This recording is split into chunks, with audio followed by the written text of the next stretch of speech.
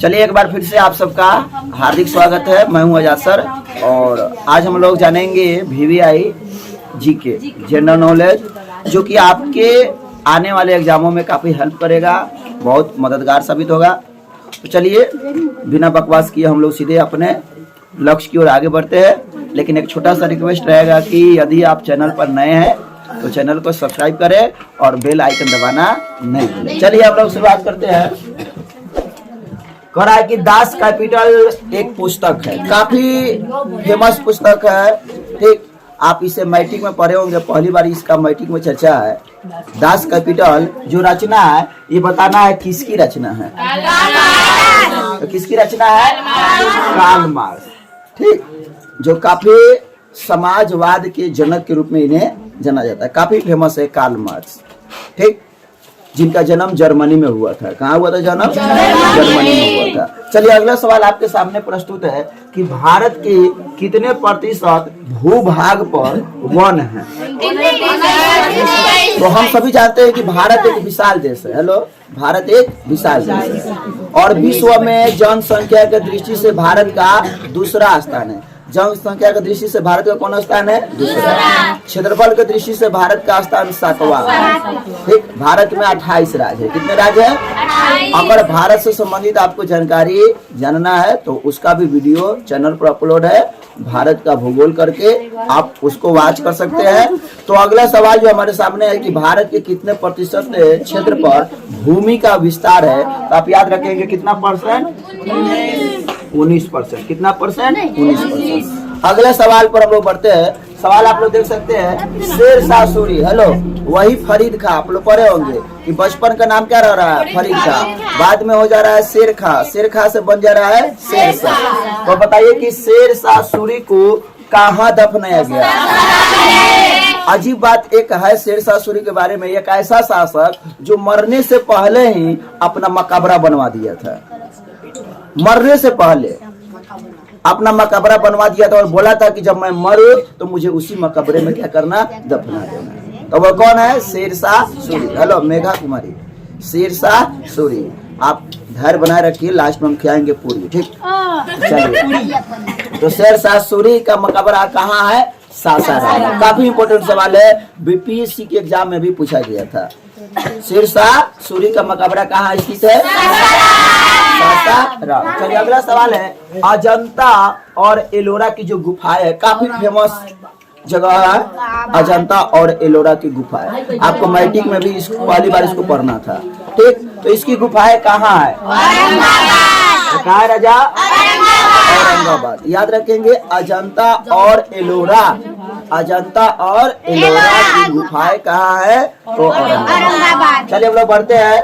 भारतीय प्रायद्वीप का क्या नाम है? आप बताना है कि भारत के आप लोग देखते होंगे जो निचला जो हिस्सा है, ये निचला हिस्सा है ना, ये निचला हिस्सा आखिर अब किस नाम से जाना जाता है? डोंगर का पठार। यह भारतीय प्रायद्वीप है हमारा। ये कौन सी है? भारतीय प्रायद्वीप।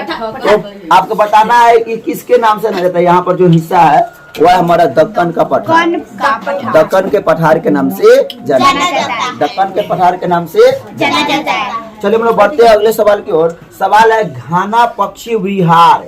घाना पक्षी विहार आपको बताना है कि कहाँ स्थित है। घाना पक्षी विहार काफी इंपॉर्टेंट सवाल BPSC में पूछा गया था। तो इसका सही जवाब क्या हो जाएगा? भरतपुर।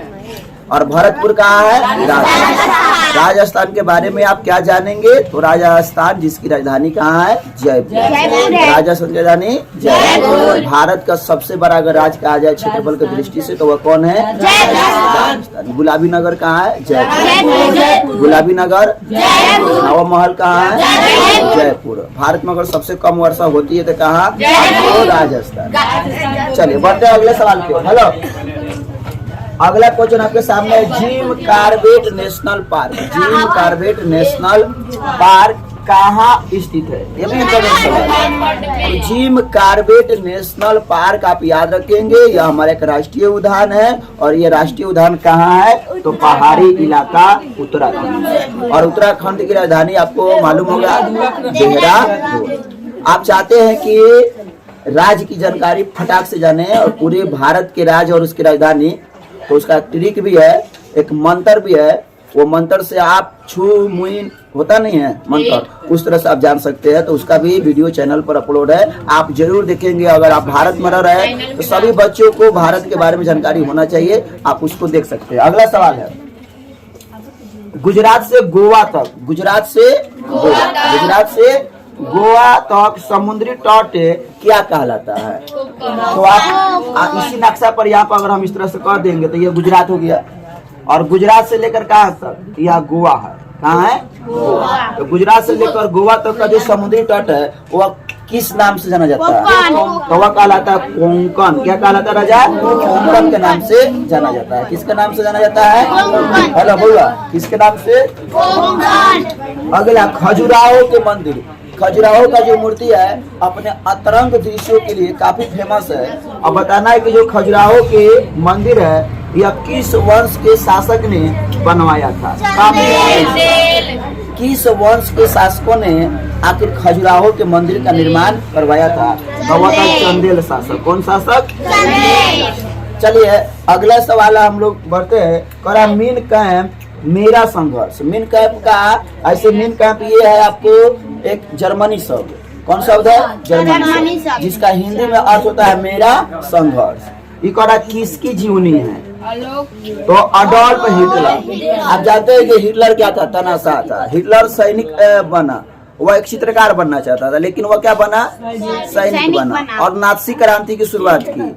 और जर्मनी में यह अपने अतिवादी राष्ट्रवाद के कारण इसे पकड़ा गया और जेल में क्या किया गया? बंद कर दिया गया। तो जेल में ही इसने क्या किया? किताब लिखा, जिस किताब का नाम था मीन कैंप। जिस किताब का नाम था मीन कैंप यानी मेरा संघर्ष। तो किसकी रचना है?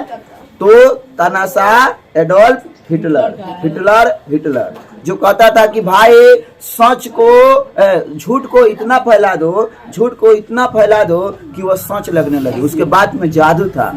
ठीक जैसे आज हमारे देश में वो नेता आया है, सब जान गए होगा, तो सब कोई फिर से जुड़ जाएंगे। हेलो, हाँ चलिए हम लोग देखे थे मीन कैंप। क्या देखे थे? मीन कैंप यानी मेरा संघर्ष। यह किसकी रचना है? तो हिटलर की रचना है। किसकी रचना है? हिटलर। चलिए अगले सवाल की ओर बढ़ते हैं। सवाल आपके सामने है, सांबर झील जिससे नमक बनता है वह किस राज्य में है?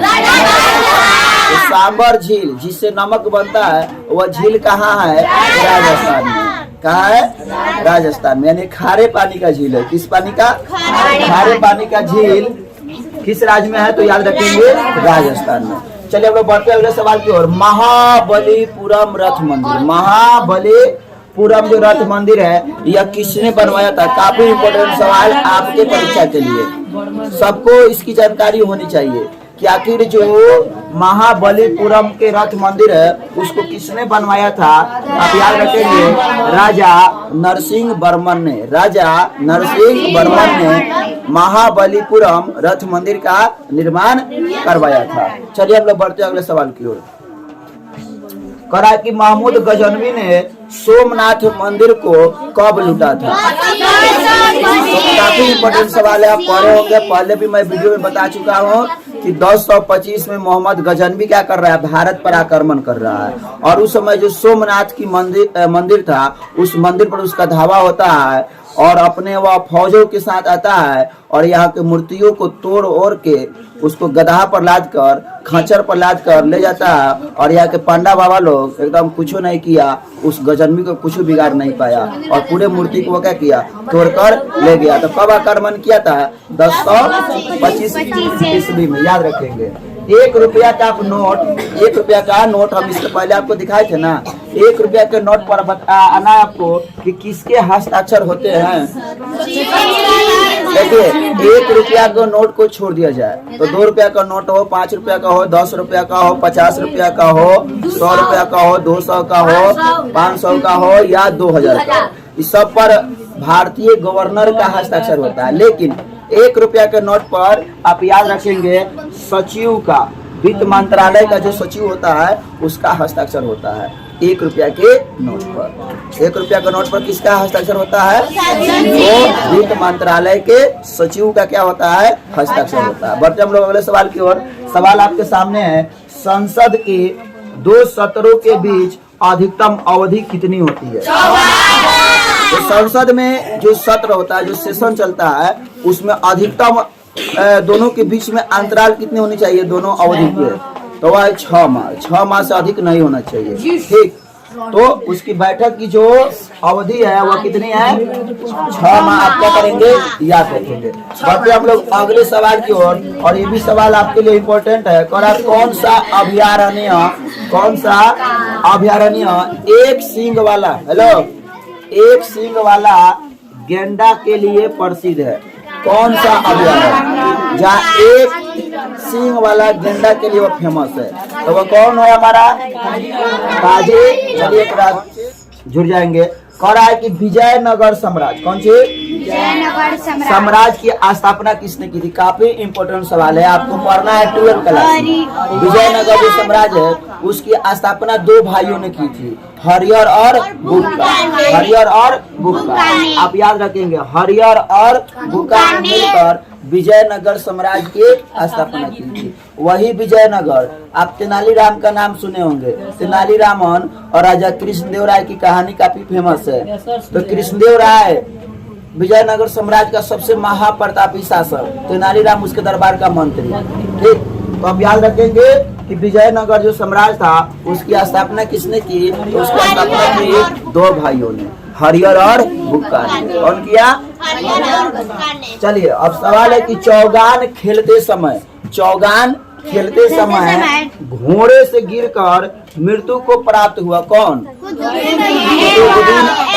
कुतुबुद्दीन ऐबक। यह चौगान खेल रहा था और चौगान खेलने के समय घोड़े पर से गिर गया, जिसके कारण कुतुबुद्दीन ऐबक की क्या हो गई? मृत्यु हो गई। आपको पता होना चाहिए यही वह कुतुबुद्दीन ऐबक है जिसने कुतुब मीनार का निर्माण कार्य क्या था? शुरू करवाया था। कुतुब मीनार जो कि कहाँ है? दिल्ली में है। कुतुब मीनार कहाँ है? दिल्ली में है। वह 5 मंजिली इमारत है। अभी हाल ही में उसका वीडियो चैनल पर क्या हुआ है? कुतुब मीनार वाला, आप उसे भी वॉच कर सकते हैं। तो जानकारी आपके लिए कभी व्यर्थ नहीं जाएगा। आप जितना जानेंगे उतना ही आपका समझिए कि ज्ञान में वृद्धि होगी, और आप आने वाले समय में अपने ज्ञान के नैया को आप बहुत दूर को ले जा सकते हैं और अपना डंका बजा सकते हैं। तो अधिक से अधिक जानकारी कहीं से भी मिले उससे बटोर लीजिए, लेकिन सावधान रहे कि जानकारी सही भी है, उसको टटोल लीजिए। ठीक, तो आप चाहते हैं कि ऐसे ही जानकारी आप तक पहुंचते रहे, तो क्या करना है? चैनल को सब्सक्राइब करना है। ठीक।